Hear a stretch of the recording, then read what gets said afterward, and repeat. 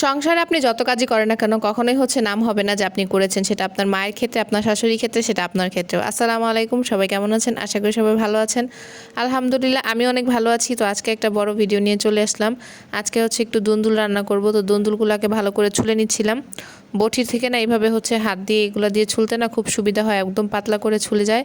তো প্রথমে না ছুরি দিয়ে কাটতে চাইছিলাম, কিন্তু ছুরি দিয়ে না আসলে কমফোর্টেবল হবে, আমি কখনো কাটতে নেই, তো কাটতে পারি না, ওইভাবে সুন্দর হয় না। তারপরে বটি দিয়ে কেটে নিছি। আর এখন ইলিশ মাছ দিয়ে আজকে দুন্দুল রান্না করব। আর হাতে না আমার কালি ভরে গেছে, মাটির চুলার রান্না করব। তো ওইখানে চুলায় ভাত বসায় দিছি, সাথে ডাল বসায় দিছি। তো কালি ভরে গেছে, এটা একটু ইগনোর করবেন। মাটির চুলা রান্না কিন্তু খুব কষ্ট, আবার কিন্তু খেতেও মজা তরকারি। আবার একটা সুবিধা দুই চুলা খুব তাড়াতাড়ি রান্না হয়ে যায়, কিন্তু এখানে রান্না করতে গেলেও কিন্তু অনেক কষ্ট। একটা সংসারে আপনি যতই কষ্ট করেন না কেন কখনোই নাম হবে না। যদি একটা ভুল করে থাকেন তাহলে সব কষ্ট বৃথা, আপনার কোনো কষ্টের কথাই সেখানে বলা হবে না, উল্টো আপনার দোষটাকেই ধরা হবে, আপনি কেন একটা করলেন না। এটাই কিন্তু সংসার জীবন, আর এটা মেনে নিয়ে সব মেয়েদেরকে সংসার করতে হয়। আর একটা সংসারে হাসি কান্না দুঃখ ভালো লাগা খারাপ লাগা সব আছে। এমনও দিন আসবে আপনার ভালো লাগবে, আপনার সাথে সব কিছু ভালো হবে, তখন মনে হবে যে হ্যাঁ এই জীবনটাই তো ভালো, এই জীবনটাই তো সুখের। আর যখন কিছু বিষয় নিয়ে সংসারের মানুষের সাথে একটু খারাপ থাকবেন, তখন দেখবেন যে জীবনটা অনেক খারাপ হয়ে যায়। আর এভাবেই কিন্তু সব কিছু মানিয়ে নিয়েই এখানে কাজ করতে হয়।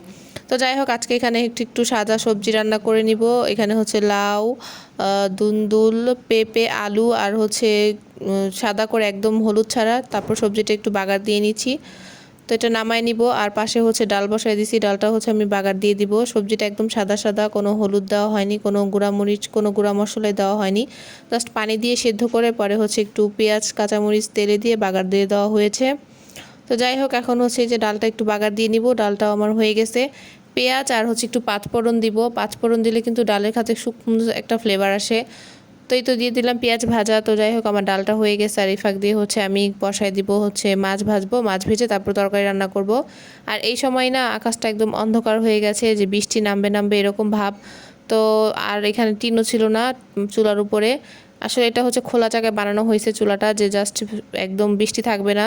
আর বর্ষার দিন তখন তার রান্না করা যাবে না, যখন একদম শীতকাল তখন রান্না করা যাবে। আর শীতকালে একটা সুবিধা গরম পানি করা যাবে।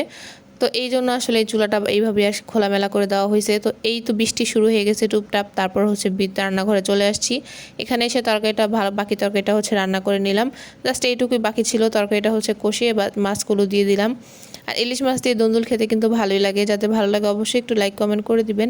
আর যেখান থেকে দেখতেছেন অবশ্যই পুরো ভিডিও দেখে কমেন্ট করবেন আজকের ভিডিওটা কেমন লাগলো সবার কাছে।